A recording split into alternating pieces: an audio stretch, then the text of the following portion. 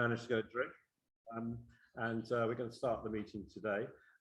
So as chair of the Bar Human Rights Committee of England and Wales, it's my pleasure to welcome you all this evening to Garden Court Chambers for a very special keynote speech and panel discussion on the criminalisation of human rights defenders and the vital role that those in the legal profession can play in supporting them. I just want to say a little bit about the Bar Human Rights Committee. BHRC is the independent international human rights arm of the Bar of England and Wales, and works to protect the rights of advocates, judges and human rights defenders around the world. BHRC is concerned with defending the rule of law and internationally recognised legal standards relating to human rights and the right to a fair trial. In our international advocacy, BHRC focuses on a number of key and ongoing objectives based around promoting the rule of law and human rights. And these include protecting and supporting practicing lawyers, judges and human rights defenders, and supporting and collaborating with other organisations and individuals for the promotion and protection of human rights and the rule of law. And of course, all those objectives come very much into focus for our meeting this evening. All of us here this evening know the role of human rights defenders over the recent years has become vital, but their situation has become much harder because of the hostile environments that has regressed human rights in many parts of the world. Throughout our 30 years that BHRC has been in existence, we've sought to bear witness, to respond, monitor, advocate and intervene to protect human rights defenders as the space for civil society continues to shrink around the world. Journalists, civil society and human rights defenders, including lawyers, are increasingly under threat, persecuted, arrested, detained, tortured and criminalised through targeted sanctions, the cynical and opportunistic use of anti-terrorism and national security laws, and through digital surveillance and harassment. So over the years, BHRC has developed strong expertise and exceptional relationships on the ground amidst the escalating persecution of human rights practitioners and defenders, and in the light of an increasingly febrile climate affecting human rights and rule of law issues. Worldwide, there are countries in all regions suffering from acute human rights crises and substantial rule of law concerns. Many of these concerns, of course, have been exacerbated by the pandemic, with increasing incidences of arbitrary detention of political prisoners without due process, clampdowns on civil society, attacks on the right to peaceful assembly, the freedom of expression and access to information. So in all our work, BHRC aims to use our significant legal expertise to help build capacity for legal practitioners and human rights defenders on the ground. Our goals are to provide them with necessary training and support to monitor human rights violations, conduct trial observations and international fact-finding investigations and research, to assist individuals and groups to hold states accountable for abusive practices, and to promote the rule of law and the urgent need to protect human rights and human rights defenders through public events, such as this one. This evening is actually our first in-person public event since before the pandemic, so thank you for coming back.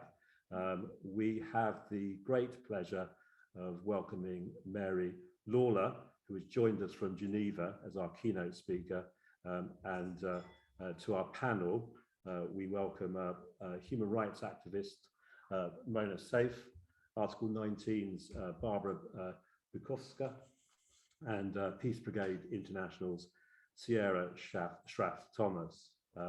We appreciate you all being here with us and sharing your insights, members of the panel, experiences and recommendations, and we're hoping to answer or to address the question this evening, what can lawyers do about the criminalisation of human rights defenders?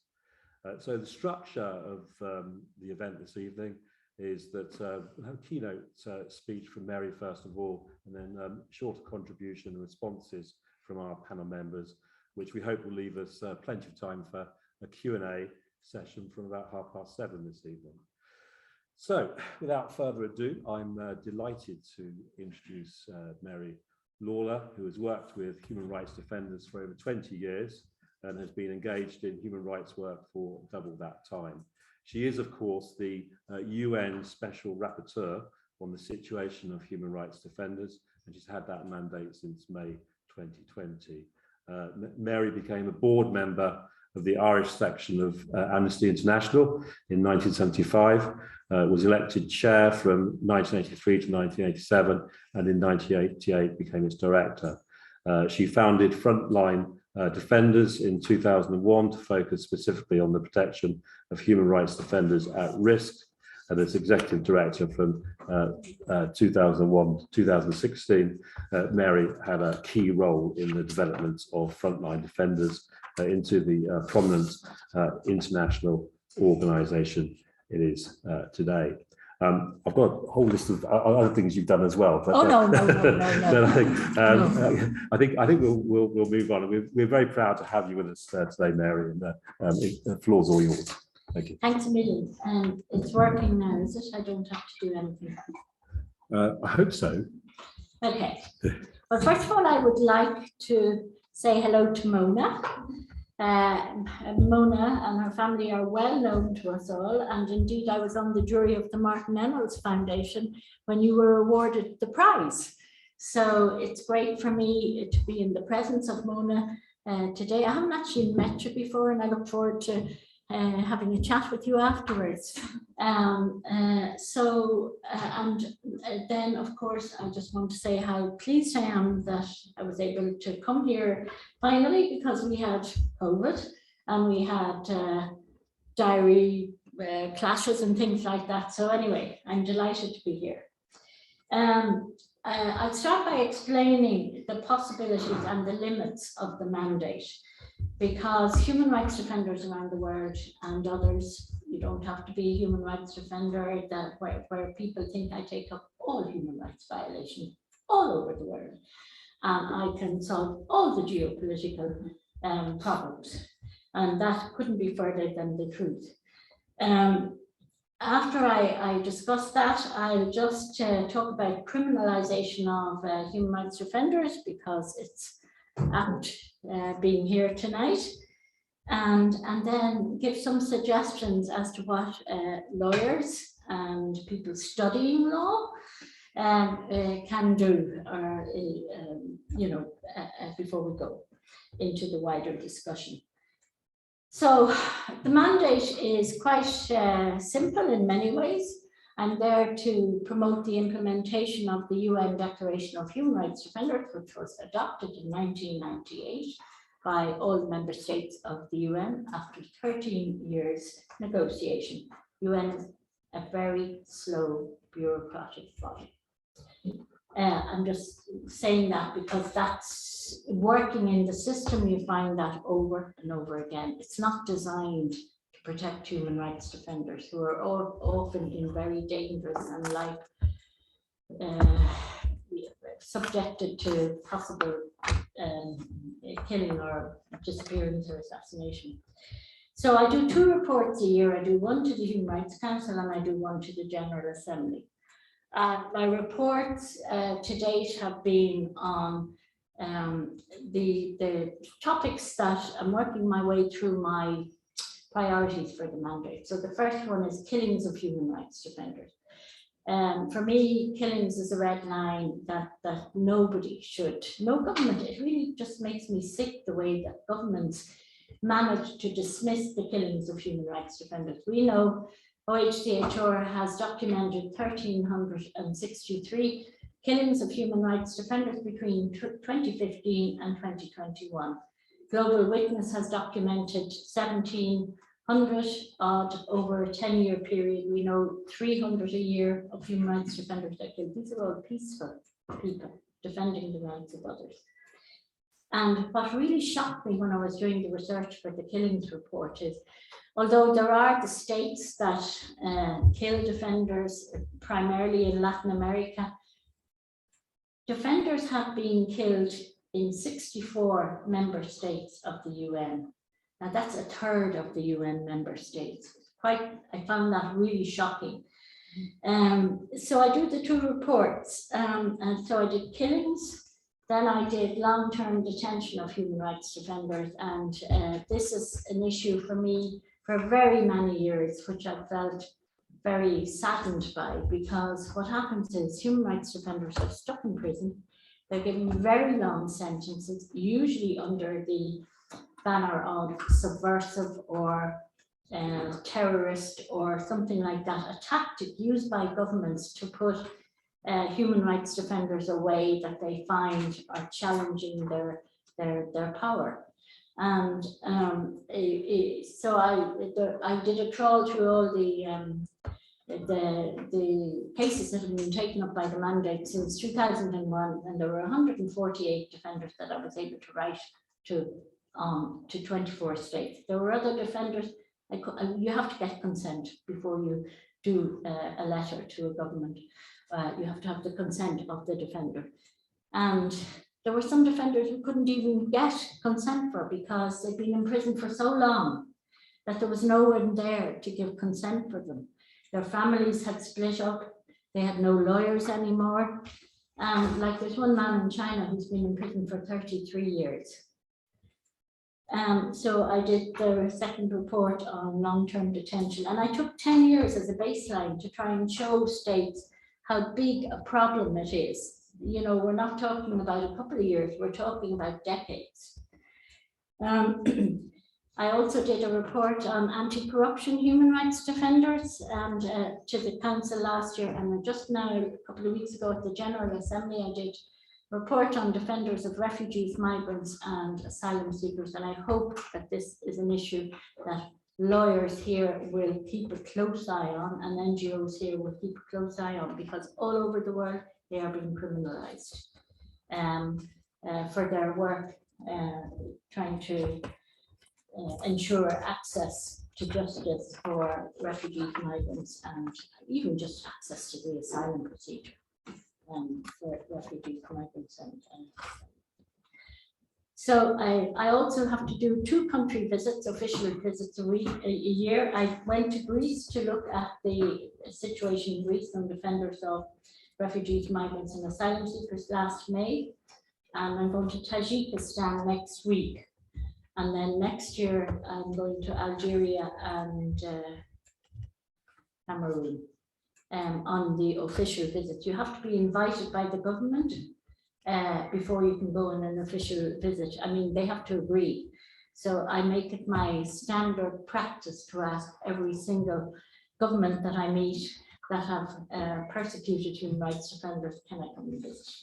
And that's how I'm getting the visits. Algeria and Cameroon have been there haven't been visits by rapporteurs for in fact, Cameroon, I think it was by 2005 was the last one. So then the main tool is you send what you call communications, and these are formal letters that you send to governments about a case, about something that has happened. You detail what has happened, and you have the standard has to be quite high. Because if governments, if there's any inaccuracy or if there's anything they can come back at you about, they do. So you have to be quite careful in drafting communications. And these are formal letters, and you send them to the government. They get 60 days to respond to the questions you ask about the incidents and the human rights defenders. And then they become public. And if you do a press release, which you can do after if you say in the formal letter you're going to do a press release because of the gravity of the situation, then you can make it public after 2 days. But the problem with the UN system is that they don't have enough people in the media office, and you can't do press releases all the time. So that is why I have taken to Twitter. And Twitter, we started Twitter when I started, and it has really really proved to be a great tool. I'll give you some examples. Every time I tweet on India, there were 2 women human rights defenders, for example, who were supposed to be released and hadn't been released, and I tweeted about them, and it went viral in India, and they were released a couple of days later. And just a couple of days ago, I tweeted about an environmentalist, indigenous human rights defender in Honduras, and I've started now to tag the permanent missions as well and try and use it a bit as a lobbying tool as well as a visibility thing. And he responded, and then the president of Honduras responded. So I do think it's worth investing time in social media. We just have to try and work out, there are different countries, like some countries use Facebook more, some countries use Twitter more, and then there's the language, you know, you have to do it in different languages. There are other forms of social media, and as you can see, I'm older than all of you in the room. So I am a dinosaur when it comes to this. So we're going to look at what else we can do. They just started in Instagram, I think, and something else I can't remember. But anyway, and we do have a website where we put up all the communications that we send, and all the reports and everything like that in an accessible way, because the OHCHR website is quite dense and it's quite hard to navigate. So if you're interested in human rights defenders, or you want to meet with me or the team, you can always go on the website and request a meeting. You can also find any of the official statements or any of the unofficial things that I've done on the website.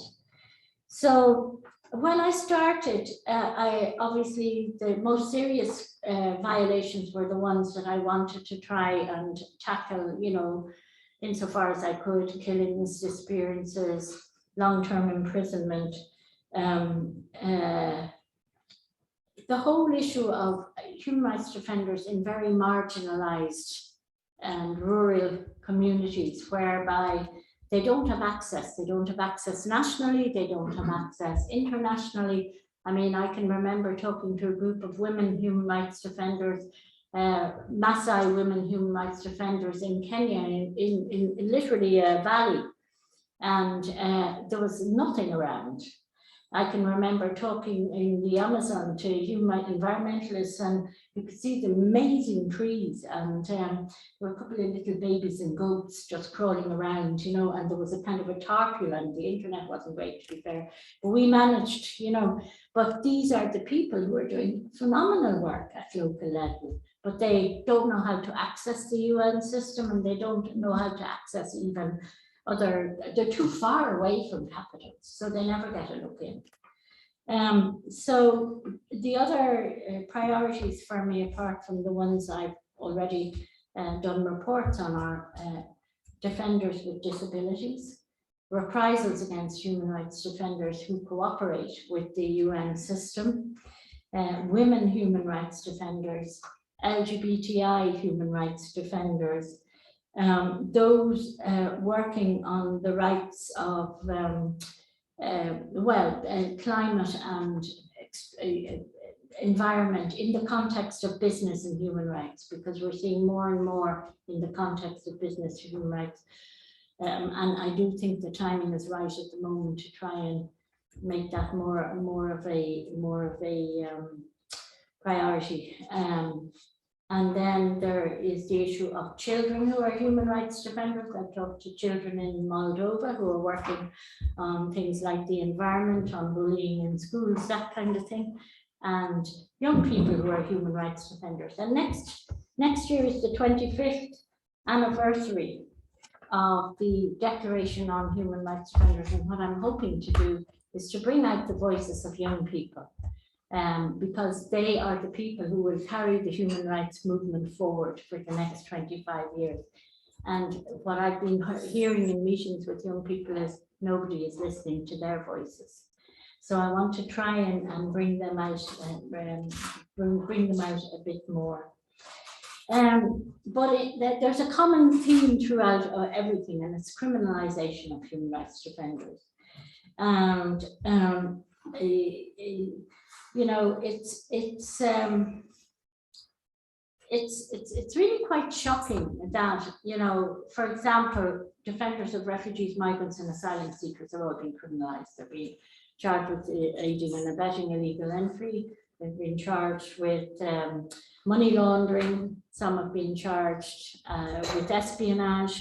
I mean, shocking charges for pure solidarity.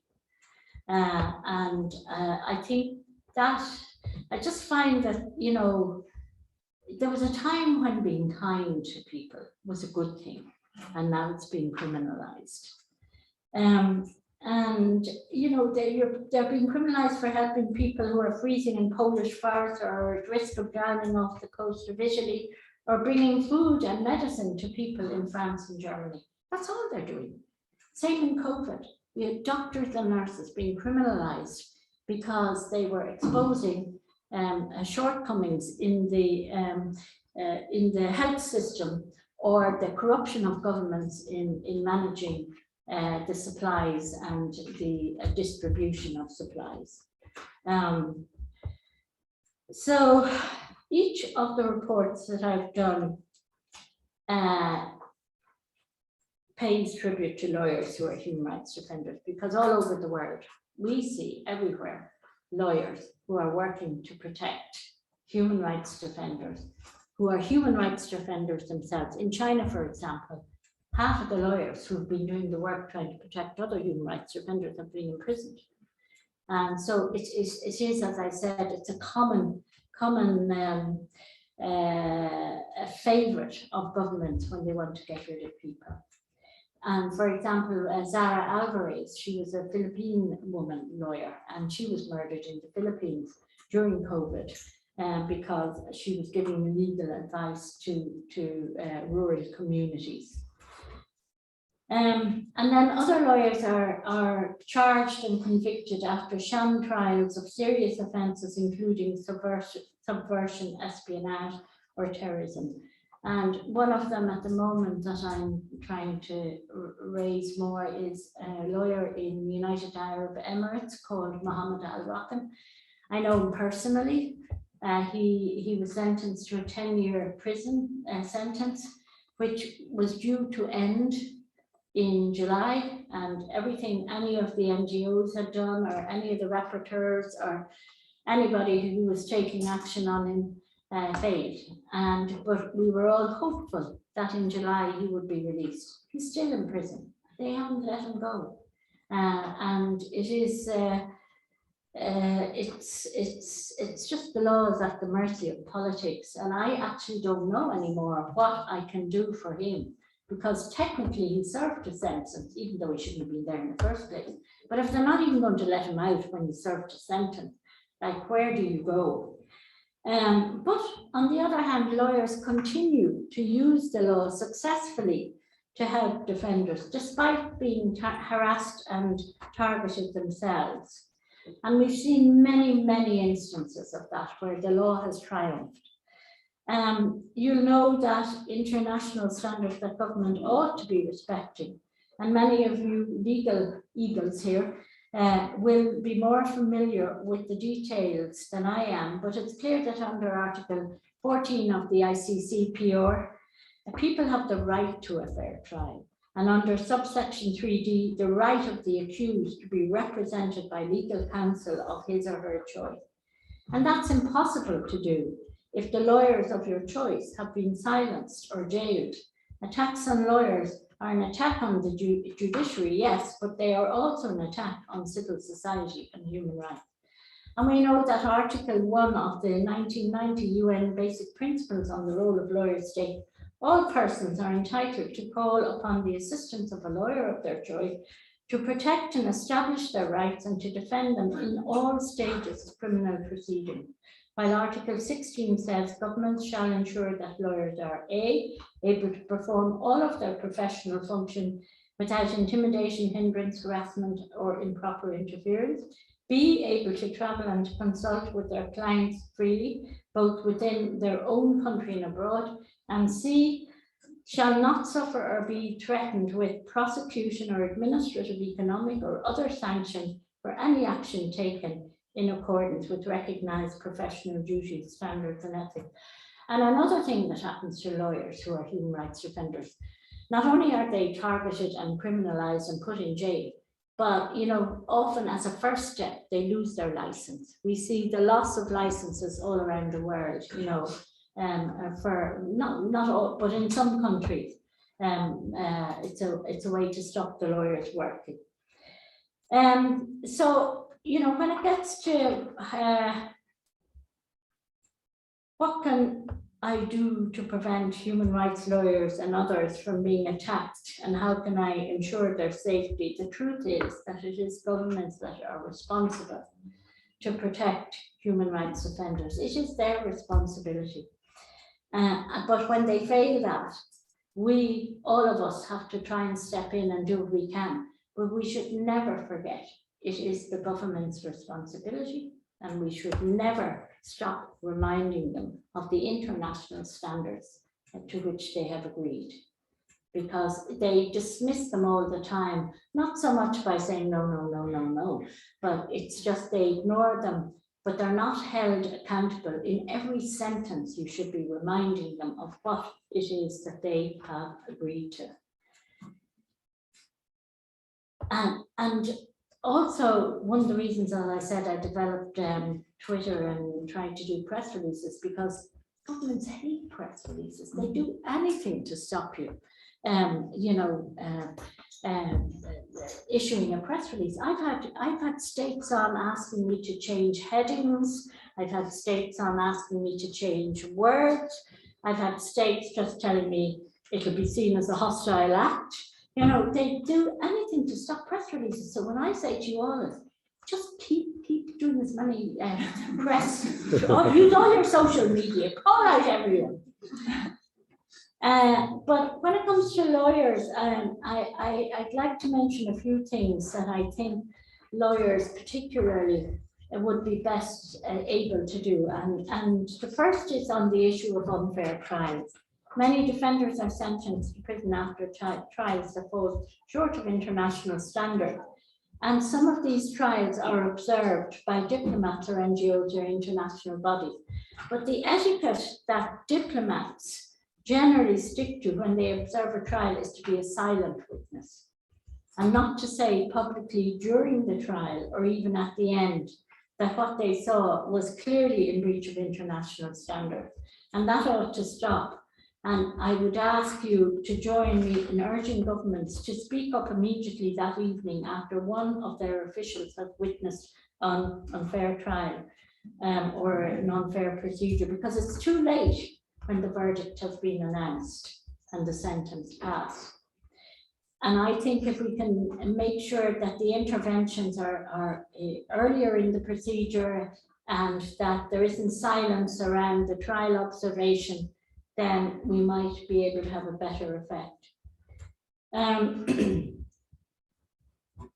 The second is also on observing court procedures. While we've seen authorities in various European and other countries target defenders providing humanitarian aid to refugees, asylum seekers and migrants, we've also been encouraged that many of the cases have been thrown out in court.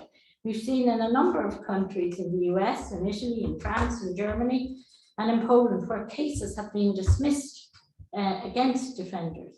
While vindication and full acquittal by a court can come after years of detention, stressful legal proceedings, expensive legal bills, public suspicion, and costly personal and emotional sacrifice, court decisions are being made in favor of defenders, sometimes with scathing verdicts against the authorities which brought them. For instance, in Italy, defenders who helped migrants were acquitted this year because the court said the crime they were accused of was non-existent.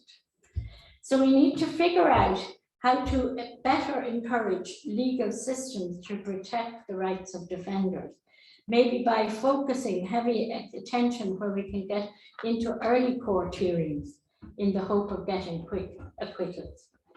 And the last thing I would say is never underestimate the power of solidarity.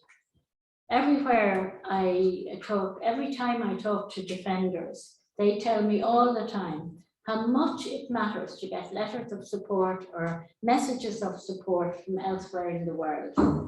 Use your contacts, use your letterhead, use your voice to speak for human rights lawyers and other defenders, and let them and their governments know that you are watching and you are standing with them. It matters, and it matters not because I say so, but because they say so. So I leave it with that and look forward to the other panelists. Thank you very much.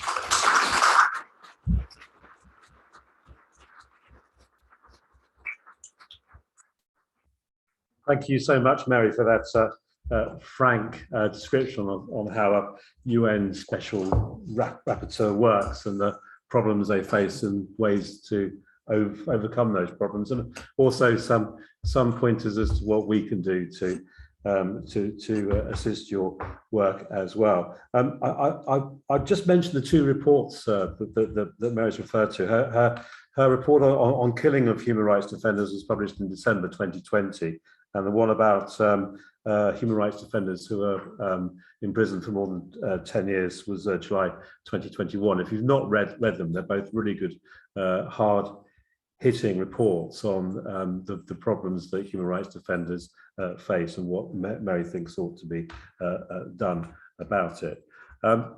So thank you so much for that. And I'm going to move on to our fantastic panel we've got this evening. I'm just going to do some more introductions. First of all, we have Mona Seif, who's the British Egyptian molecular biologist and human rights defender. She's the co-founder of the No Military Trials for Civilians group in Egypt, and generally concerned with exceptional courts and due process. Of course, since April of this year, she's put her life and work on hold and now lives between London and Cairo, fully focused on campaigning for the release of her brother, Alaa El Fattah, who has been mostly in prison since Abdel Fattah al-Sisi assumed power in 2013 in Egypt. Of course, has featured very much in the news in the last few weeks. Just to my left is Barbora Bukovská, who's been Article 19 Senior Director for Law and Policy since 2009. She leads on the development of all Article 19 policies and provides legal oversight and support to legal work across the organisation. Barbara has an extensive experience working with various organisations on a range of human rights issues, including protection from discrimination, access to justice, deprivation of liberty, reproductive rights and community development. She's also initiated about 50 cases at the European Court of Human Rights on these issues and has published a number of reports and articles on a broad range of human rights. And then we also have Sierra Schraff Thomas, who's a strategy and organisational development consultant specialising in human rights. She has over 15 years experience working with frontline human rights activists to analyse and manage their risk and develop effective protection strategies. Sierra is currently a strategy advisor with Peace Brigades International UK. So welcome to you all, and thank you very much for coming along and being part of our panel this evening. Perhaps I can ask Mona to go first. Thank you very much. Is it okay if I talk while sitting here?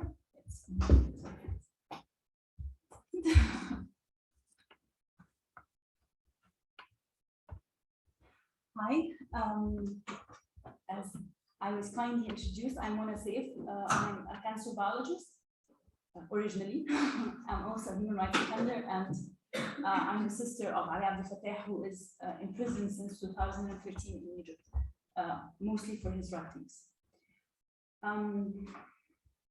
I started as a human rights defender. After January 25th, after the uprising in 2011, I started with colleagues of mine and lawyers, a grassroots movement focusing on military trials of civilians, which was an escalating human rights issue at the moment, back in 2011. where we were seeing a lot of civilians rushed into military tribunals without the presence of lawyers, sentenced to 5 years and 10 years and life sentences very rapidly over bogus charges. And most of them were not even political activists. Most of them were random citizens that were just in the streets while the revolution was happening. So this was the army's way of getting rid of any distraction from the street. When we started back then, our vision or our goal was to avoid using statistics and numbers and make it about the stories of the people that are being sent to prison. So the approach back then was make it personal, find a personal angle with any story of a victim you are helping their families with, and try to bring this personal aspect into everything we do with the campaigning, whether with communicating with the family, with helping with advocacy, with communicating with the press, or with pressing with back then with the different legal entities that were still functioning later on in 2011. I would have never thought that it would become that personal to me. End of 2011 was the first time Alaa, my brother, was arrested after the revolution. But then 2013 completely changed things for me. Alaa was actually arrested in November 2013. The excuse for which they imprisoned him is a protest against military trials, which I organized and colleagues of mine, but they wanted my brother. And ever since then, he's been in prison. He finished a 5-year sentence.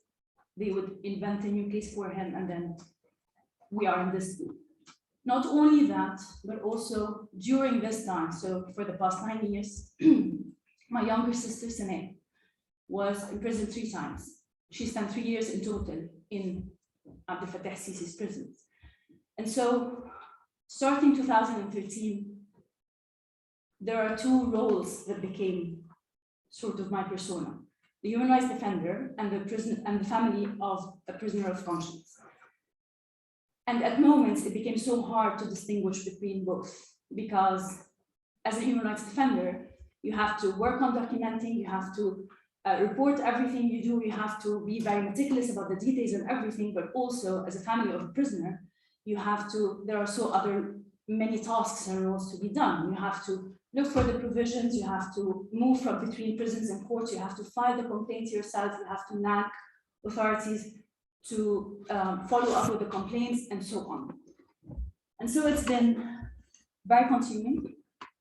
It practically took over our lives, not just me, all the family. And prisons became at the center of our lives. Everything was arranged around them, including birthday, funerals, and my wedding.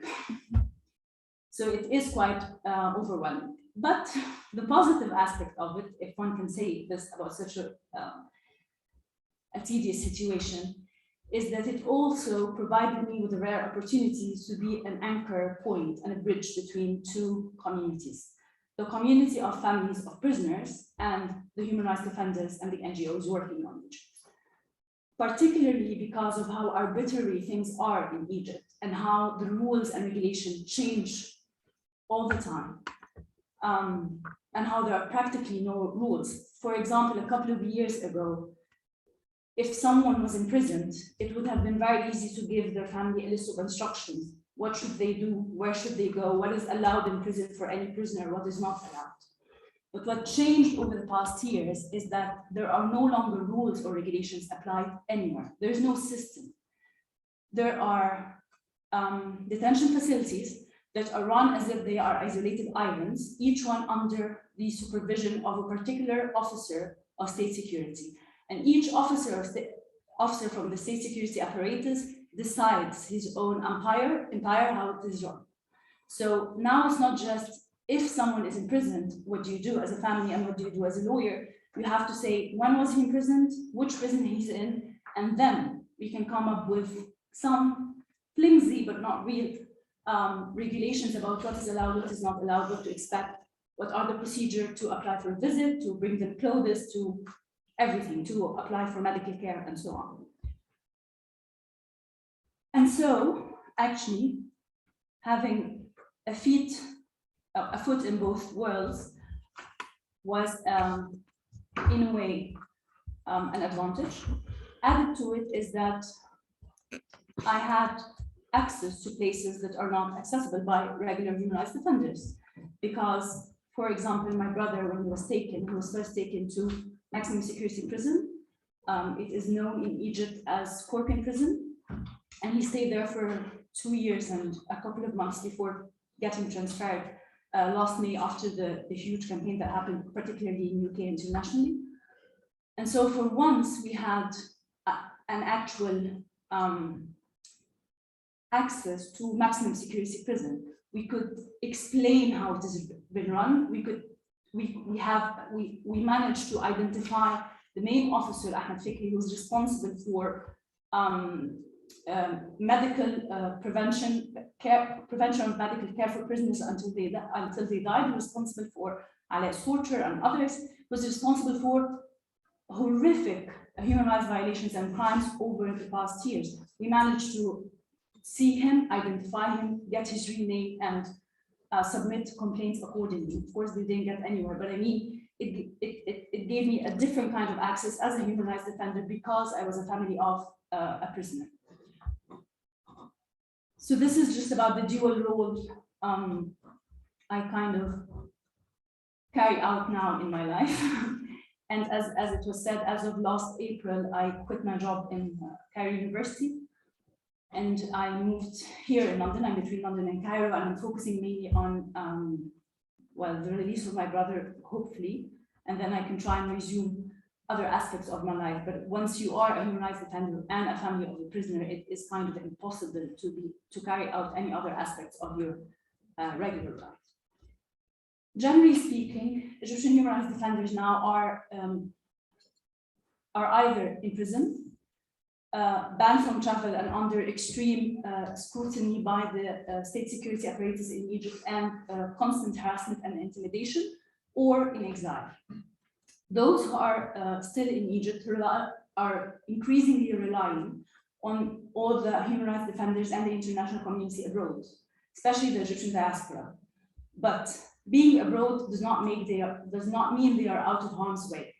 The reality is, it has been, first of all, of course, we all inside of Egypt or outside of Egypt are constantly dealing with ongoing slandering campaign led by state media. But on top of that, human rights defenders abroad are being constantly pressured because their family members who still live in Egypt are getting the harassment of the state security apparatus. So there are a lot of human rights defenders abroad whose brothers or cousins or uncles or even sometimes sisters are in prison as a punishment to the role they are playing abroad.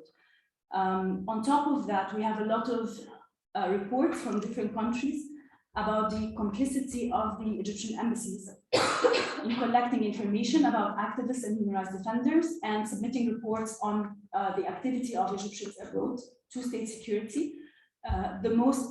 The leading embassy in such behavior is the Egyptian embassy in Berlin, in Germany. It has been known to submit reports about human rights activists that actually led to the detention of at least one political academic, Ismail Skamberoni, who's been sentenced in a military trial to 10 years, and I think it has been reduced to 7 years, and he's soon to be released. Other challenges that faces human rights defenders in Egypt, a very simple one, is that we've been working non-stop since 2013, since the coup that allowed Alaa El Fattah to seize power. And since a lot of people are imprisoned and the numbers of political prisoners are in the tens of thousands, people are burnt out, are consumed, are exhausted, and they don't have the capacity to take proper breaks and to take proper recovery periods. The intensity and rapidness of the violations and the agility and creativity of the Egyptian regime in the kind of tactics it applies, and also their invention of new legal conundrums. It makes it so difficult for people working on the Egyptian, on documenting Egyptian human rights violations to relate to others from the international community the technicalities of what's happening. One small example is that 4 or 3 years ago, 4 years ago, I think, we coined the term recycling of prisoners in Egypt. And it took us a while to manage to explain what it means. And what it meant is that back then, the maximum time by the Egyptian law to which you can hold someone in preventive detention, out detention on remand is 2 years maximum.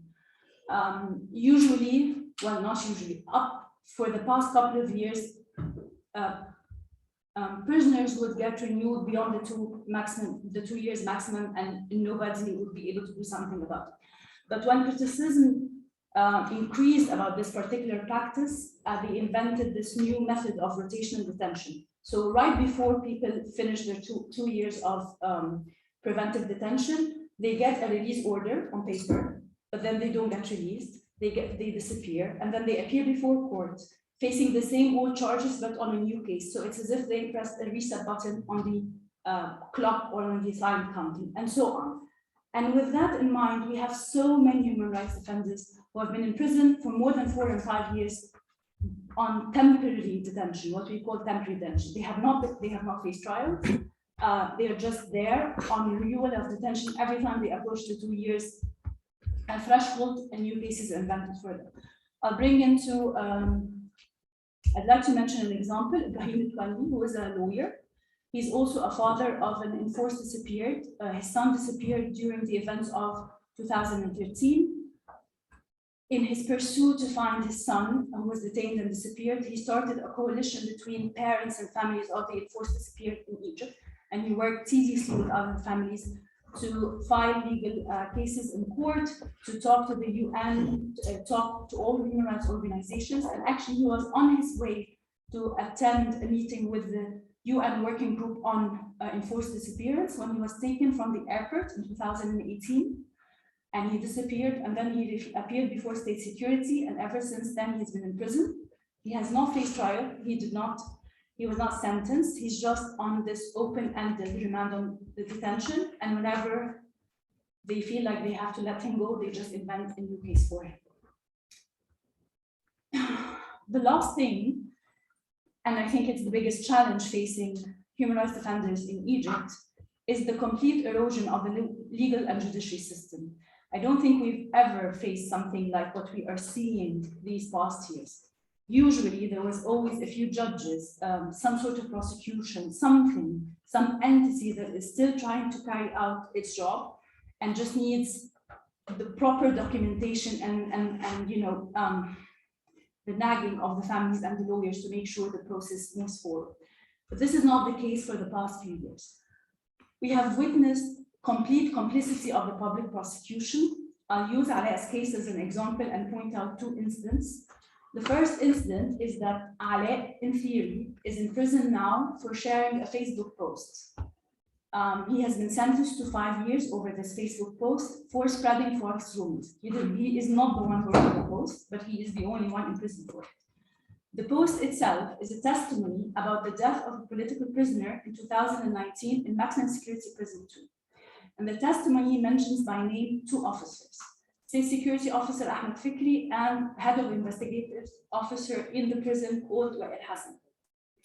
When Alaa faced the prosecution, the prosecutor, the public prosecutor, out of all prisons in Egypt, and we have so many, we have more than 11 new prisons built over the past few years only, they specifically picked the same prison and to place Alaa in detention. So they basically handed Alaa over to the 2 officers mentioned by name in the testimony. And therefore, the moment Alaa arrived to this prison, he was actually tortured.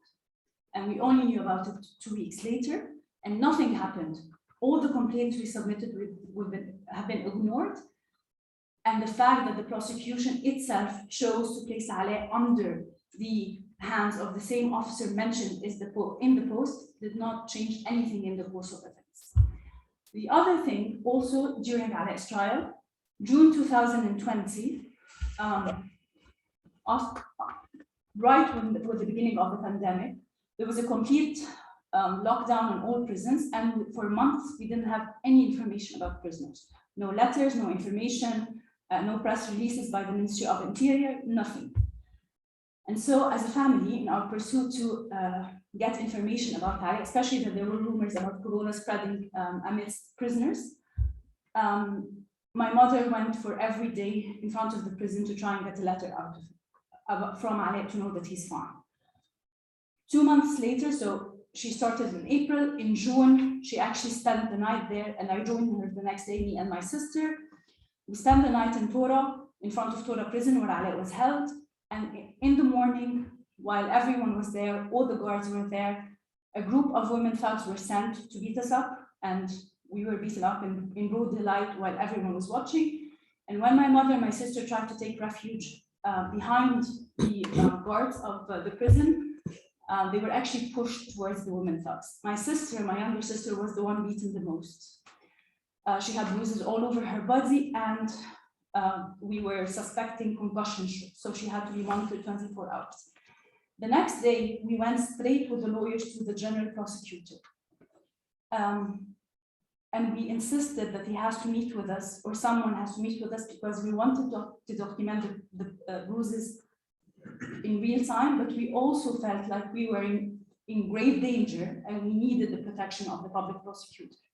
But what happened next is something that never happened before, not even during Mubarak's ruling in Egypt. State security officers kidnapped my sister from the office of the public prosecutor. They took her in an unmarked van. They took her to state security prosecution. She faced the prosecution. A couple of months later, she was on trial and she was sentenced to 1.5 years. Never before, ever. This is like an extreme precedent that the public prosecutor actually facilitates the abduction of a citizen going there to file a complaint and to ask for protection and for help. It has never happened before. So this is for the prosecution, and this is not particularly with Alaa. This is how they are behaving and acting on all sorts of cases. Since the current public prosecutor assumed his place in 2019, September, I think 2019, he has given a complete green light to all officers, and he has not moved forward any complaint against officers working in detention facilities, whether police stations or undisclosed detention facilities or prisons. Judges as well are now renewing beyond the maximum legal limit for preventive detention and refusing to allow, in so many cases, as is the case of my brother, they refused even to allow defense lawyers to access the files. So the lawyers, and in so many other cases this happened, were pressured to provide their defense without actually having access to the case file. So they don't know what they should be providing defense against. And in Alaa's case, in so many other cases, the lawyer actually sort of gave in under the pressure because they felt this is the only way they can move forward. In our case, the lawyers and the defendants, because they completely refused to move forward without having a copy of the case file, the judge actually decided to sentence them without a trial. So basically, we had no hearings from defense, from prosecution. It was just scheduled for sentencing, and even on the sentencing, he didn't come out to tell us the sentence. He said he sent out someone working in the court to just sort of blur the sentence and run away from us. The final thing is the targeting of lawyers. Lawyers now in Egypt have zero protection. The lawyers' syndicate is completely taken over by the state. And so lawyers are constantly harassed while doing their job. And a lot of them end up in prison. Many of them languish in Egyptian prisons right now. The example I would close this talk with is Mohammed al-Baqir. He's a human rights lawyer. He's an exceptional human being and an exceptional human rights lawyer. He's also sentenced in the same case as my brother. He was sentenced to 4 years in prison from an emergency court, as I've just explained, with no due process, but also with no chance for appeal because it's an emergency court. There's no appeal. It's only ratified by the military ruler, so basically by the president. Baqir has been sentenced to 4 years in prison, but the way he was arrested kind of says it all. When Alaa was taken in September 2019 and he appeared before state prosecution, all of our lawyers rushed there to be with Alaa and to kind of give him support and make a huge presence of human rights defenders as a big team there. Mohammed al-Bakr was one of the lawyers present. He walked into the state security building as a lawyer, as a defense lawyer. He entered the office of the prosecutor to attend the investigation of Alaa. 5 hours later, he came out of this building, arrested, added to the same case. He became a prisoner, and now he's still in prison standing for years. So sorry about the gloomy talk, but I leave you with this just to give you a bit an idea of what it means to be living in Sisi's Egypt right now. Thank you.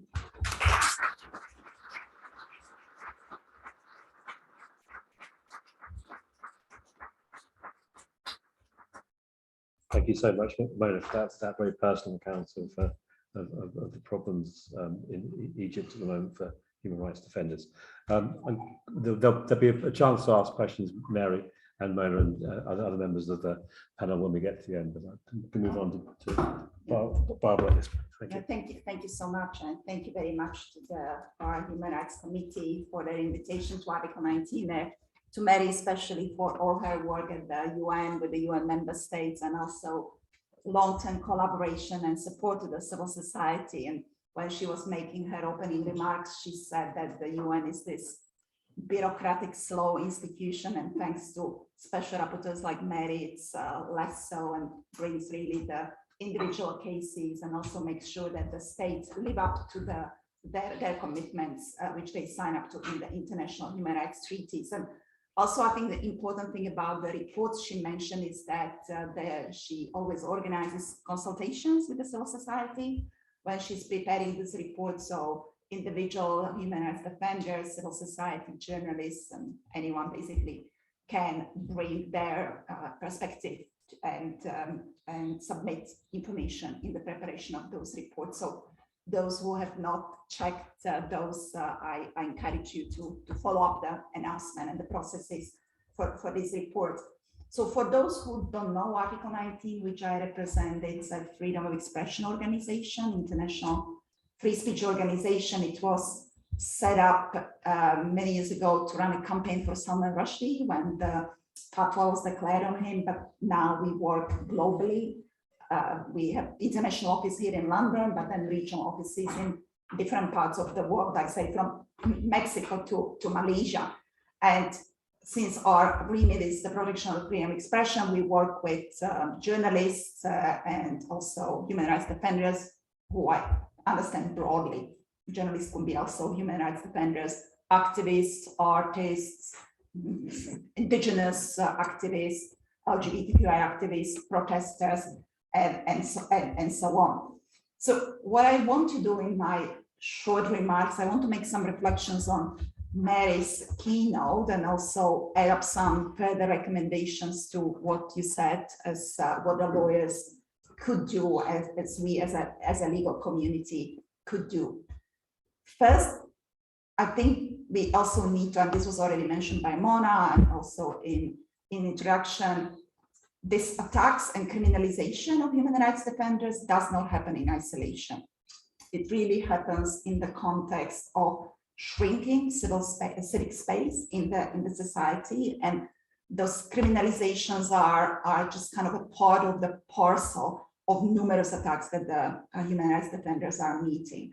And the killings and torture and disappearances and abductions are obviously more serious one, but they also can be sort of less, serious one, but less in the relative setting. So all kinds of smear campaigns against human rights defenders in the media, on social media from the powerful actors, all kinds of legal cases against them, civil cases, as well as criminal cases, which we are discussing here. But also increasingly the restrictions to digital technologies, because the states are using surveillance, things like surveillance, attacks on encryption, prosecution of those who are using digital technologies to communicate and even like do their activism, or things like internet shutdowns, disconnection from the digital technologies, all kinds of restriction and requirements on the private companies, data location, which then they can request from the companies to target human rights defenders. So we really need to see this criminalization as a part of the broader context of attacks against the human rights defenders globally. And these attacks are not coming just from the states, but also from the private sector, from organized crime, from religious groups, and so on. And this is especially problematic in the countries where the connections between state and non-state actors are more ambiguous, just organized crime. And then a particular concern to us is also the attacks against the female human rights defenders, because a part of all those problems which I mentioned already, they are also facing sexual attacks, or the smear campaigns against them have this sexual and gender undertones. So that's for the context. Now, Mona obviously spoke about specific cases, how her brother and her relatives and many activists are prosecuted, and Mary also mentioned that we have this problem of criminalization. But now we also need to see like for what sort of crimes are these people prosecuted, or what sort of law enables the criminal prosecutions. So here, from experience of Article 19, I think it's important to mention that a lot of those laws under which these people are prosecuted are not compliant with international human rights and international freedom of expression standards, and these people should not be prosecuted under these laws. These laws should not even exist to begin with. And then obviously, if these laws are not compliant with international human rights standards are not protected when cases are brought against them, because the prosecutions are arbitrary, spurious, and then also a lot of problems involved in them.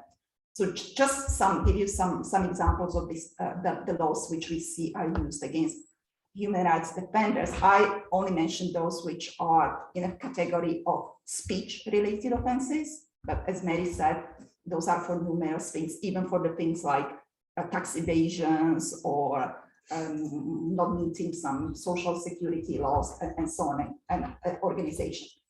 So the most typical ones, laws which we see used are laws related to protection of reputation. So criminal defamation laws, sedition laws, and criminal defamation law doesn't comply with international human rights standards, because the state should not be using protection of reputation to pursue through criminal means. Typically, this would be cases for protection of reputation of state officials, presidents, public officials, mayors, and so on. Another ones now we see on increase are protest laws. This would be in countries starting from Egypt, Iran, but also increasingly in quote-unquote democratic countries or traditional democracies. And we don't need to go far. We can look at the UK new legislation restricting the right to protest then is used against those who are protesting against governmental policies. Another new category of very popular laws to use against human rights defenders is fake news and disinformation laws. This is not a new category. I was actually prosecuted as a lawyer for disinformation and fake news, 20 years ago when I wrote a human rights report. But now the countries are kind of capitalizing on this new threat of fake news online, and disinformation is so dangerous. They are adopting these like restrictive laws which prohibit disinformation, but then disinformation is a criticism of the public officials or uncovering corruption and so on. So these are very popular. Another category is obscenity or morality laws. So this typical target of this is the LGBTQI activists, but also often artists or those who are being a little bit more kind of edgy form of activism. Blasphemy law as well, defamation of religious against those human rights defenders who are protesting against the religious control of certain communities. And this again can be like countries like Iran, but not just those. Poland, there have been a number of artists prosecuted for their stance against abortion or religious control of the leading political party. Anti-terrorism laws or extremism laws are again like frequently used against the activists, from indigenous activists in Latin America to those protesting against illegal war against Ukraine and Russia. in Russia, also prosecution of the public for those who are in opposition to the government, such as Navalny activists. They were all put into prison for a breach of anti-terrorism and extremism laws. And again, these laws are extremely broad, they are vague. They are not just something which is used against the terrorists, but anything the government considers quote unquote extreme. Another category is the use of hate speech law. And again, this might be like hate speech used against minorities. This is, legitimate, something which might look like it's a kind of legitimate the government might use, but this is again used against those activists who would be committing hate speech against the public officials or hate speech against the president and so on. And increasingly, we also see abuse and adoption of more and more restricted cybercrime laws.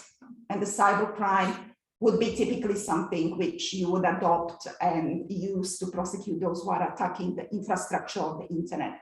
But nowadays, the cybercrime is anything which is using digital technology to criticize the government or conduct any of those crimes which I just mentioned: defamation, terrorism, fake news, obscenity, and so on online. So as Article 19, and also in collaboration with Mary and with other special rapporteurs, we are campaigning against those laws and asking the states to make sure that they are amended and they are abolished to begin with, and then comply with the international human rights standards, which now brings me to my next point, and that is what could we do as a legal community and human rights community to push for better protection of human rights defenders. So obviously, overturning these laws is one of the options, but also we need to keep an eye on the development of the new standards which are coming up in the international and regional human rights bodies, because it's not taken for granted that the standards which are being developed by UN, regional institutions will necessarily be positive for our cause. And one example of this is the new Cybercrime Convention, which is currently being negotiated in the UN. And we see a lot of countries which are restricting the protection of freedom of expression and prosecuting human rights defenders, trying to sneak in restricting provisions to the Cybercrime Convention and using it as an opportunity to kind of prohibit what they are already prohibiting under their excessive legislation in the international treaty. So this is something which we are campaigning for.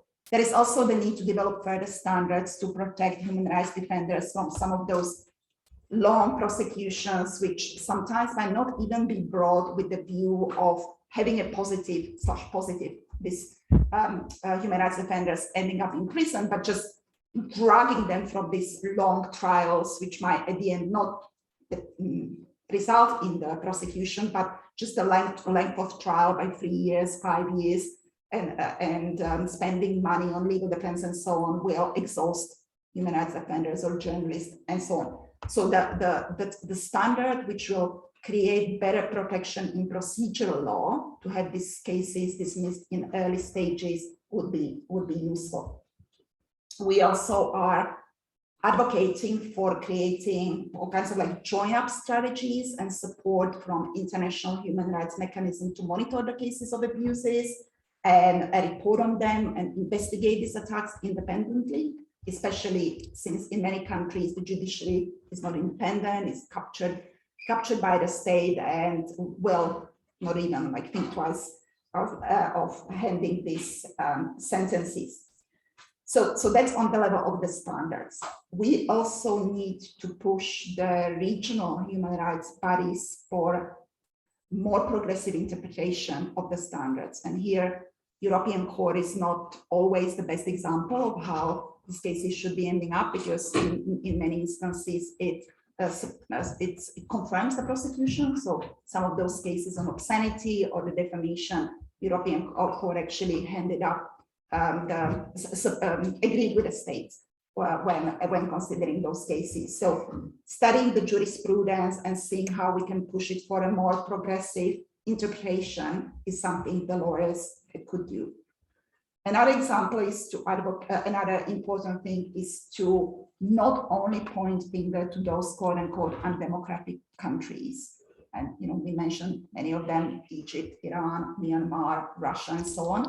But established democracy should also lead by example, not only by calling on the undemocratic states and the states that prosecute human rights defenders, but also making sure that their own laws are compliant with human rights international standards. And here again, the countries like US, UK, France, Germany, and so on, a lot of them laws also have a lot to be desired. So leading by example of making sure that their legislation is meeting human rights standards and is progressive. And in terms of the legal community, I think there is importance for organizations like Bar Association to organize pro bono support, also in cross transnational cases, because a lot of cases are not brought just in the country where the human rights defenders live, but increasingly also something called like tourism, when cases against the Qatar organization that is writing something about the Qatar and sports building, which exploiting migrant workers would be sued here. So the Bar Association in the countries where these cases can be brought, supporting pro bono initiatives and providing funds for human rights defenders' legal representation in the third countries is also something we can support. So thank you. Thank you very much, Barbara.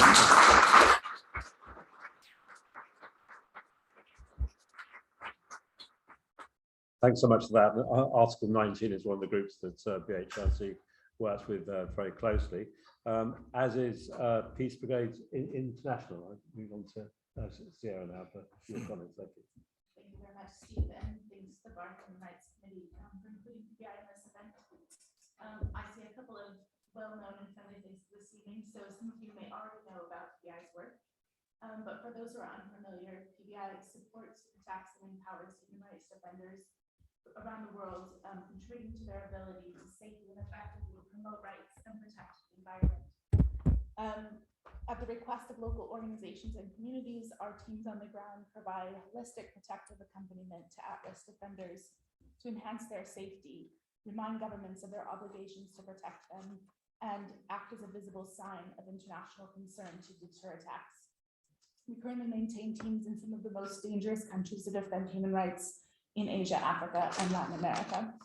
And many of the human rights defenders that we work with are grassroots defenders who might not otherwise have access to international protection mechanisms, as Mary was mentioning. In the UK, we mobilize technical, financial, and legal resources to support HRD's work and to campaign for policies that ensure their protection and support. So like Article 19, PBI sees criminalisation used as part of a range of tactics to obstruct offenders' work and divert their energy and resources away from their human rights struggles and towards keeping themselves and their colleagues safe and out of jail. And we are particularly concerned about the situation of land and environmental defenders, many of them from Indigenous communities who are on the front lines of combating the climate crisis. They're often targeted by strategic lawsuits against public participation, commonly known as SLAPs, brought by governments and businesses with economic interests at stake. Supporting these defenders to combat SLAPs and other efforts at criminalization is vital to ensuring they can continue to fight for climate justice. And the other panelists have already mentioned a number of emblematic cases of criminalization against HRDs. So to those, I would just add a couple of examples from the organizations that PBI accompanies.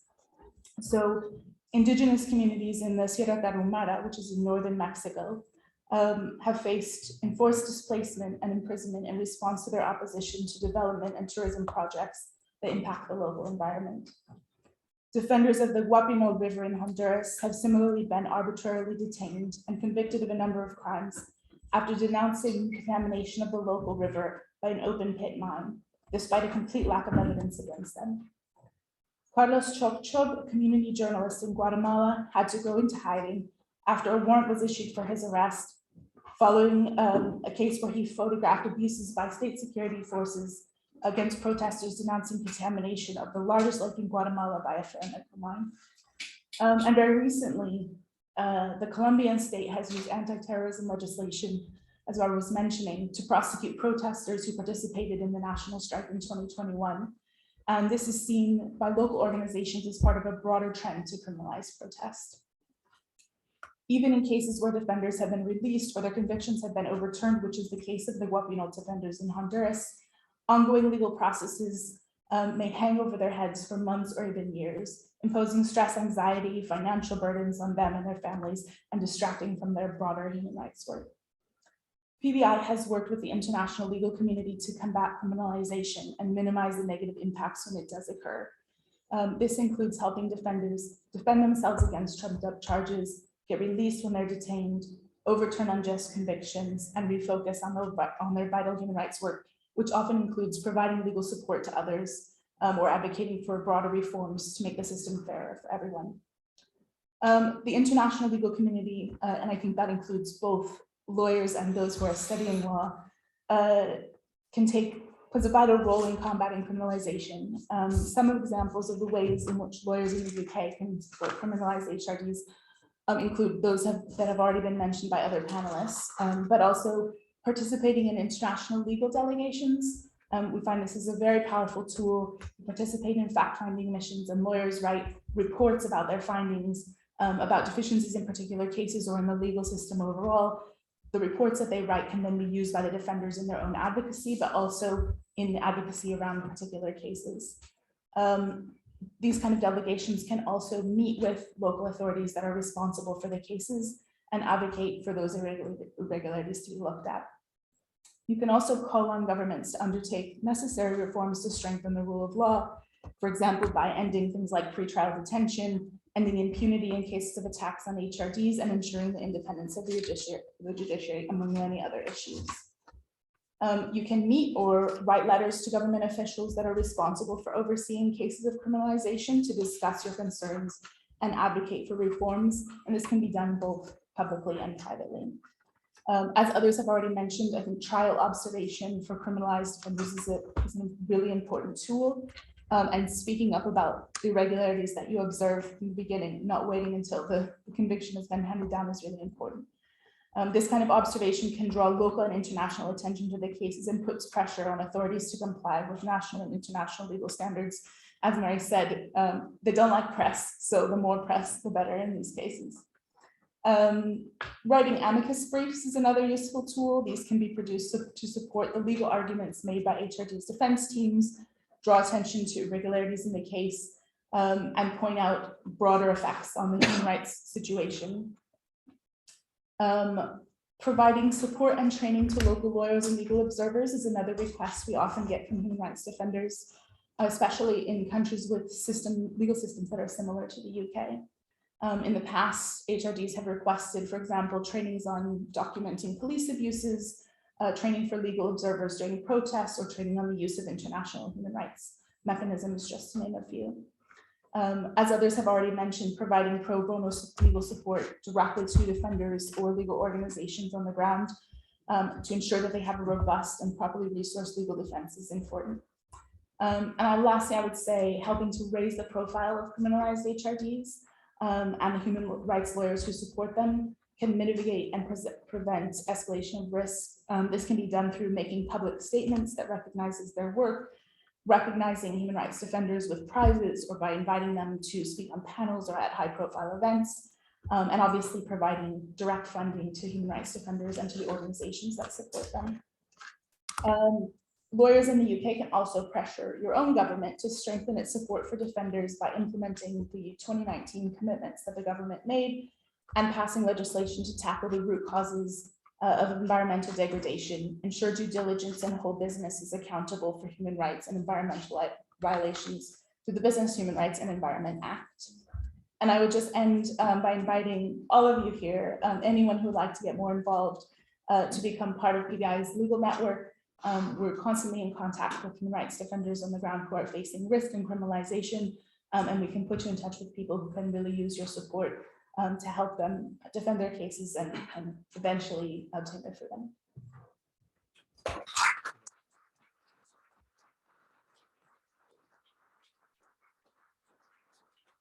Thank you.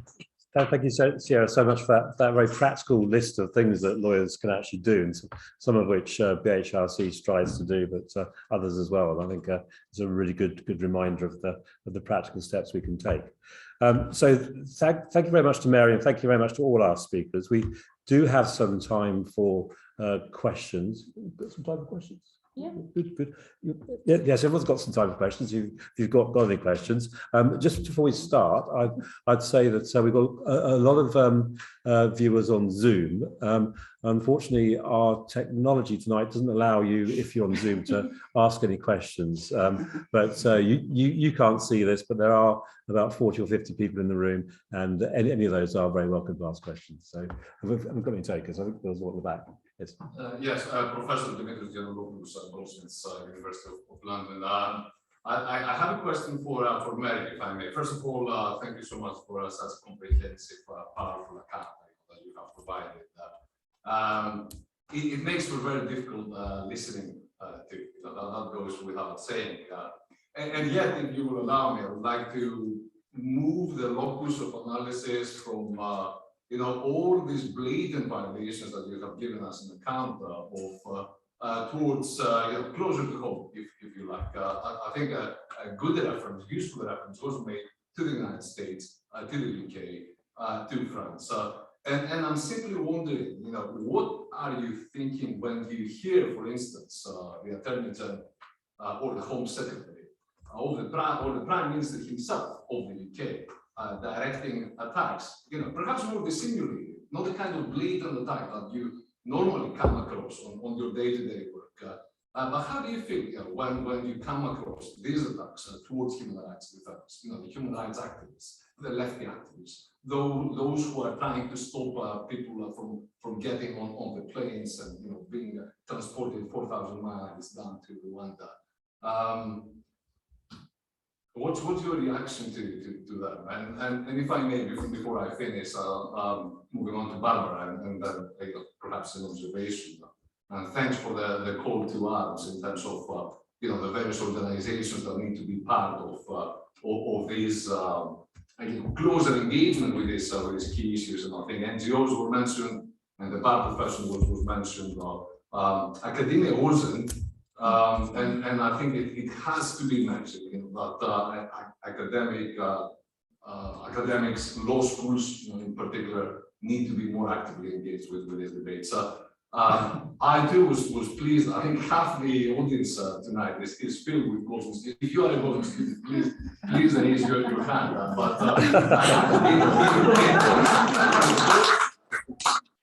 I think it goes to show that there's a real appetite, a real desire from the faculty students to actively engage with these debates, and we'll take you up on your offers to come and be engaged with your networks and support them. Thank you. Thank you, Mary. Well, thank you very much. And of course, I've had a long and cynical view about Western states. I think there's no such thing as a good government.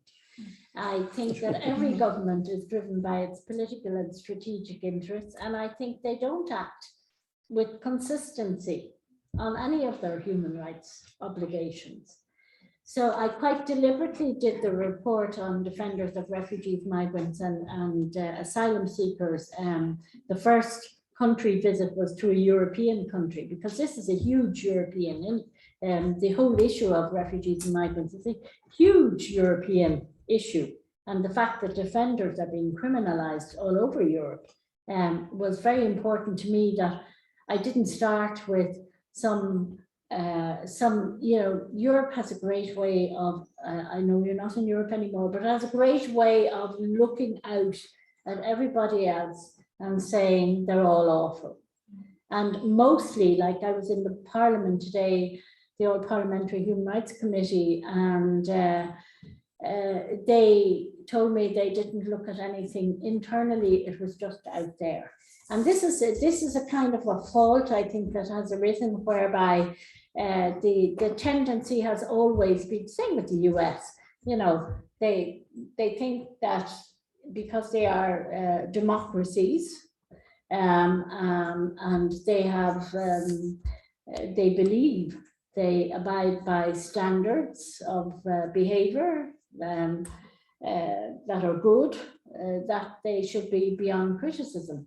But I mean, as far I actually feel quite disgusted, if you want to know, because I mean, and I tell them, like, you know, I was trying to get I was in the FCO today as well, and I was trying to get them to commit to being part of a human rights defenders contact group. I think they will, I should say, but the diplomat in charge was terrified to commit without seeing all the paperwork and everything. And this was after giving me this speech about how the UK support human rights defenders everywhere. You know, so like it's I find, you know, I find that governments, they speak out of both sides of their mouth, Western governments. They speak out of both sides of their mouth. They say they're doing this, that, and the other, while at the other time they're doing X, Y, and Z. And often they don't even realize how hypocritical they sound. So I plan to continue, you know, raising cases. I mean, I did a case, an academic in Northern Ireland, a constitutional lawyer, Colin Harvey. I did a case on a communication to the UK government on him and the Irish government, and they both answered. But he's working within the Good Friday Agreement in Northern Ireland, and he's been targeted by lots of death threats. So he's very fearful. But so, I mean, if any of you have any cases in the UK, please send them to me, because I'd love to take them on.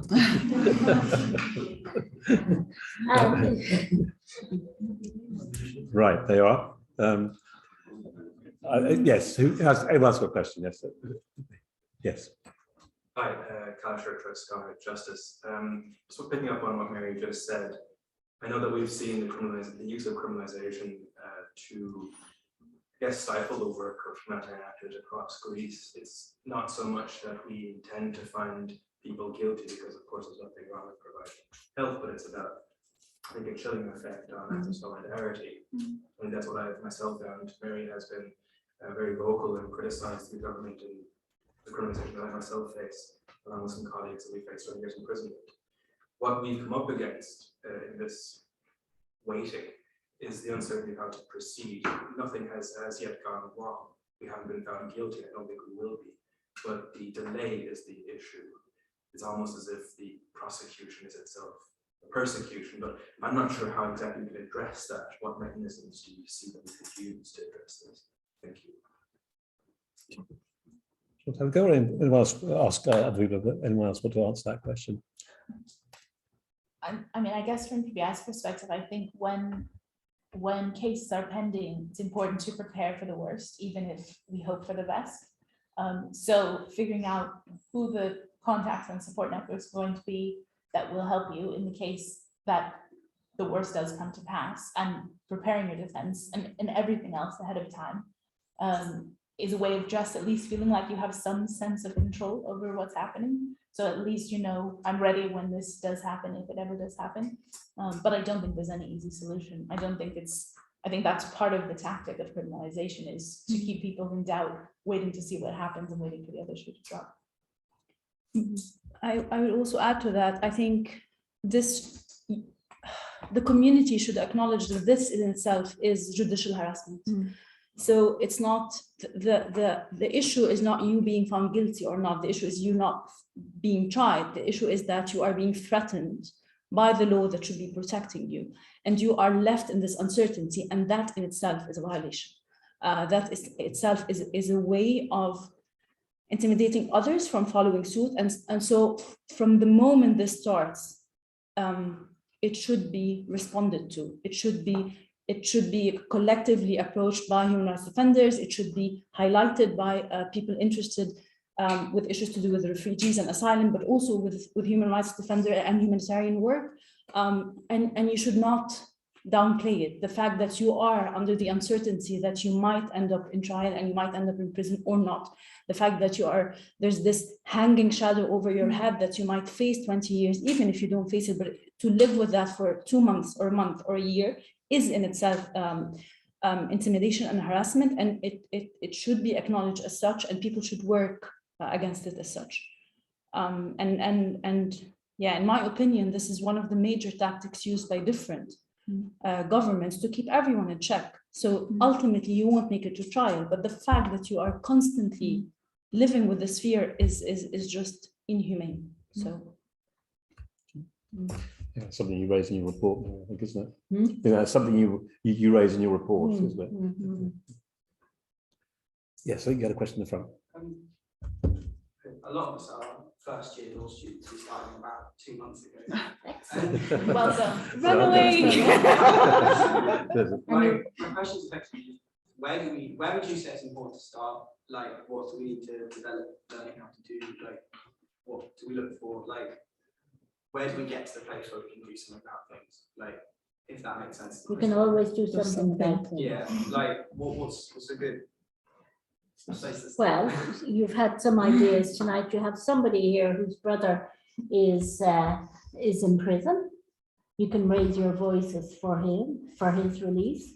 You know, there's always something you can do. I know if you're looking for a career, that's obviously a trajectory, you know, but I think look at your community, look at where the injustice is, and take some action, you know. That will alleviate or at least draw attention to that injustice. And that's how you develop your human rights work. And then as time goes on, you develop an interest in a specific area, like I developed an interest in human rights defenders. Well, I've an interest in lots of things, but you know, but from my time in Amnesty International, just generally victims of human rights violations. But I thought human rights defenders were the people who were able to bring about the most change in addressing all these violations. So you develop an interest in something, some aspect of human rights work, and then you have to see what it is that you want to end up as, and what do you need for that. So, like you've started out in law. Is there some other? Do you have to specialize in some area, or get field experience or country experience as a volunteer when you finish in some area that you're interested in, to give you the practical kind of knowledge? Are there languages that you may need also to learn? You know, but you need you need to begin thinking about it and starting with small actions, just small actions that will help somebody. That's how you do human rights work. Where, after all, do human rights begin? In small places close to home. First article of the Universal Declaration. So small that they cannot be seen on any maps of the world. It is, what is it? If human rights aren't respected there, they are not respected anywhere. So you just look at where you can contribute something to somebody and take it from there. You go first and then I'll add. No, so I think that people sometimes think that if you want to work in human rights, you need to have you need to work for an NGO, or you need to work for international human rights organization, you need to work for UN. And I have a lot of staff in my organization who are actually commercial lawyers. And I also did some commercial law and criminal law when I was practitioner, and you get a useful experience there. So it's not just kind of linear career starting with an internship at Amnesty, and then that's the only way how you can work in human rights. Because now when I work on digital issues, I need competition lawyers who know how to kind of go and see how we can, stop Facebook and Elon Musk and all of that. So the skills you might need for human rights work are not just international human rights standards. Exactly. It's, varied career. And if you can fundraise, you have a job for life. In my last organization, a guy, he was actually an international human rights lawyer, but he applied for the job of head of fundraising. And I said to him, and he had a stellar CV. And I said, why are you applying for this? And he said, well, I've thought about it. He said, I've worked on policy for so long and I haven't got very far. At least if I can fundraise money, it'll enable other people to do that. He's a brilliant fundraiser. He throws in more money than anyone. I'll bring the perspective of, you know, an activist and an individual human rights defender. I don't, as a career, human rights defense is not my work. Actually, from my experience, the world is full of human rights atrocities. So, and it's very easy to get distracted, and it's very easy to feel like you want to combat everything all the time. I think you find a case somewhere, whether in your local community or abroad, that you find some personal connection with, and you focus on it.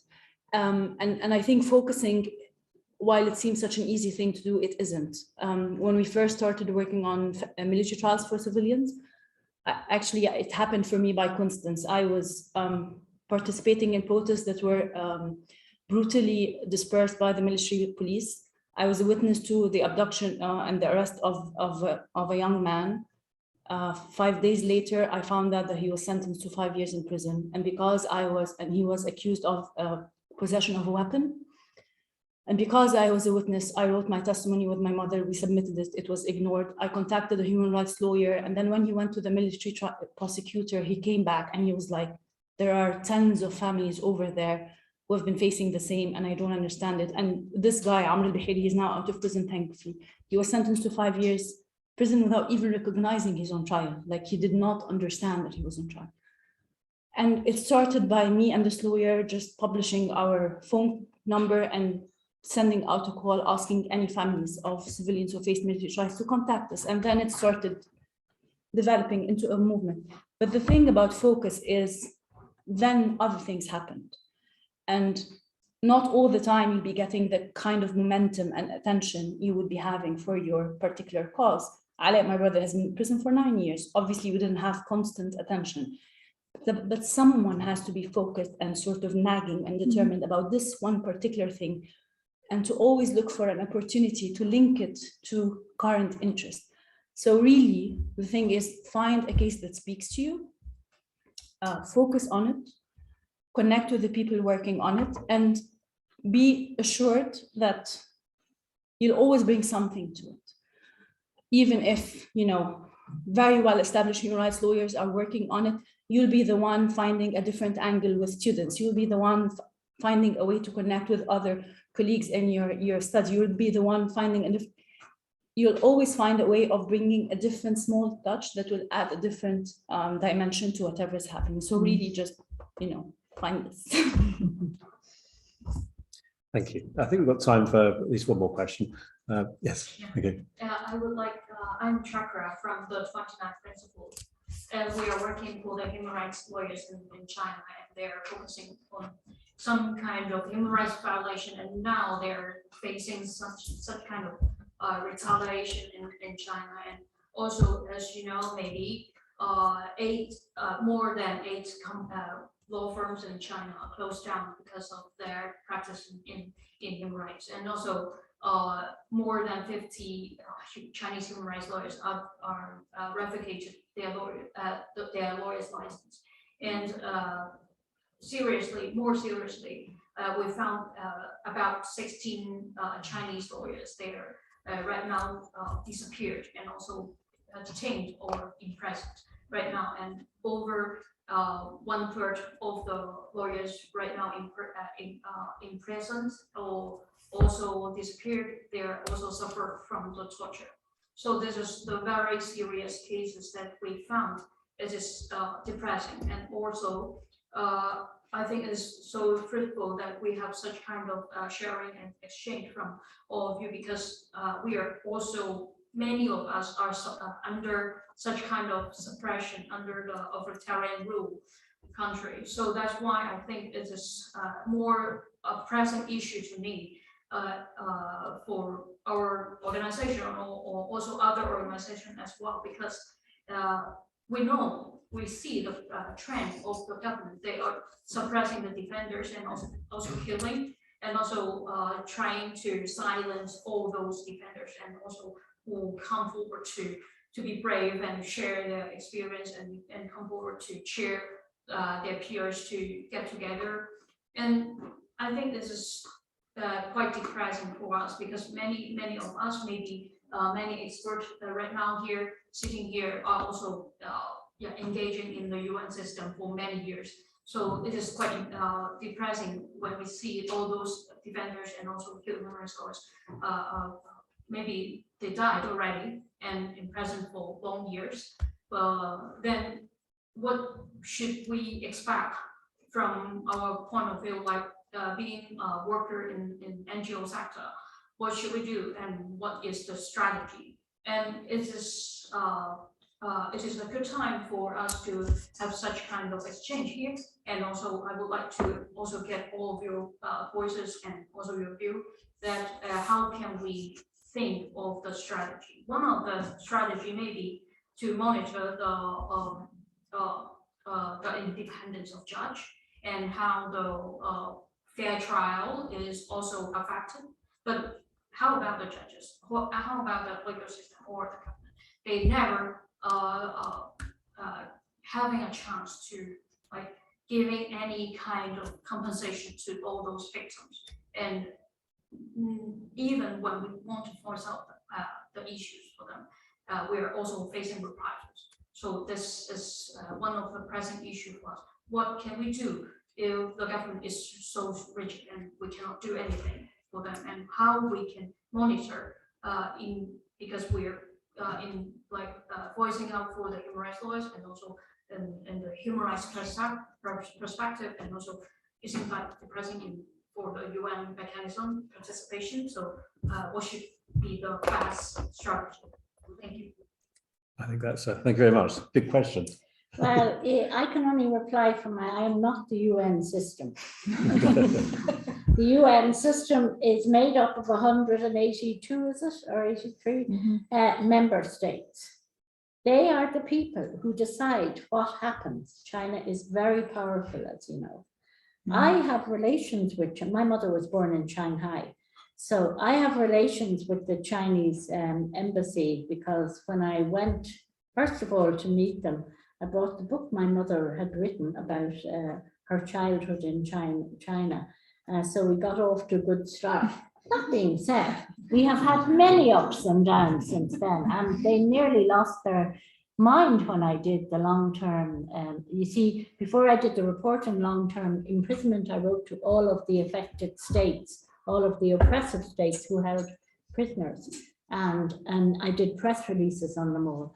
And I had the Chinese minister councillor ringing me every day to try and stop the press release, and I didn't. And then he was trying to stop me participating. They really try and control you. Try, as you know better, try to stop me participating in an event on Hong Kong.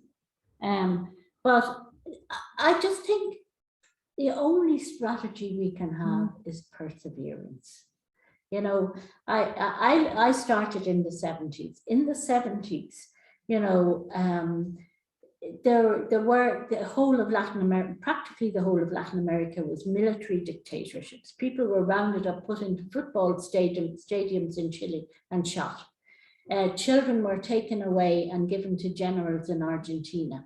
People were dropped out of planes. They were just ordinary students were arrested and taken in planes and dropped out in the middle of the sea. You know, when I hear people talking about how the world is getting very, very bad, I actually think, you know, the cycle of life is that countries go up and down. And I think that you just have to keep persevering, because there will be a tipping point. Look at what happened, you know, after when the wall came down, and look at how Russia couldn't keep all the stands together. I mean, there are tipping points, but you have to keep persevering.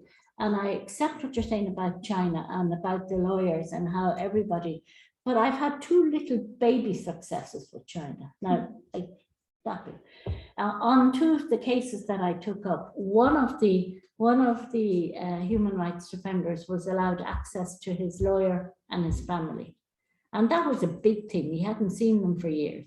The other was given a cell with light in it, and he was given access to reading material and television. And if you've been in prison for longer than 10 years and you get access to television and reading material, it's a small thing. I think part of the problem with China is it's so huge, and it is trying to find the right officials at the right local level. But of course, there's like the surveillance is, as Barbara has said already, but the surveillance in China is absolute. They know where everyone is, you know, I mean, he even said that to me. He was boasting. You know, they know where everybody is, what they're doing. You know, they have made anyway. So I know it's not much hope for you, but I think you just have to keep persevering. You have to keep raising the cases and write to me about the cases of human rights defenders, and I'll take them up. You know, you can go on the website, my website, and or if you want to even arrange meetings with exiled Chinese. We're trying to develop more work on Tibet at the moment. So if you have any, if you want to contact me about that, that's fine. And I mean, my tools are limited. I write to them, I go and nag them. I love the way Mona keeps using the word nag. That's what it is. You nag and you nag and you nag. Thank you very much. I think that's going to have to be our last question. I don't know if any of the rest of the panel have anything else they want to say. I would say that we do have some drinks and nibbles outside. I think our panel and Mary can stay for a little while. So if you want to have a chat with them, then they'll be here. And there's also a number of people from BHRC as well. So you're very, very welcome to stay, very welcome to have a drink afterwards. But I think that's the end of the session tonight. I want to say thank you to all the people who've attended tonight. I want to say thank you to all the people who've been on the Zoom call tonight. And of course, most of all, I want to say thank you to Mary for your address tonight, and also to the rest of the panel members as well. Can I just say one sentence? Wait, you can't clap yet. Just one sentence, because I think it is important. There are over 10 million, there's an evidence-based website that tracks the numbers in NGOs and civil society.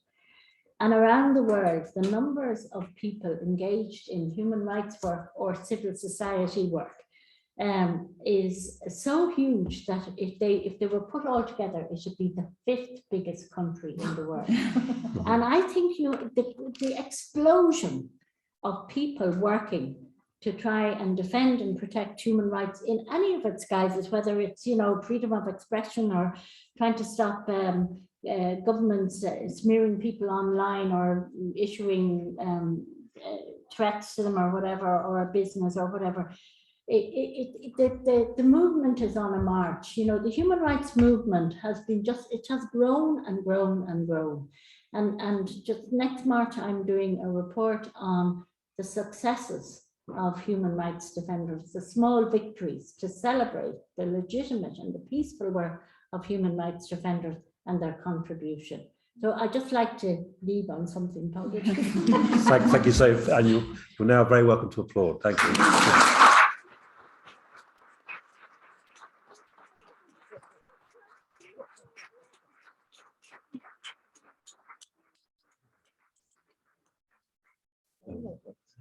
Right. Thank you all very much. Thank you.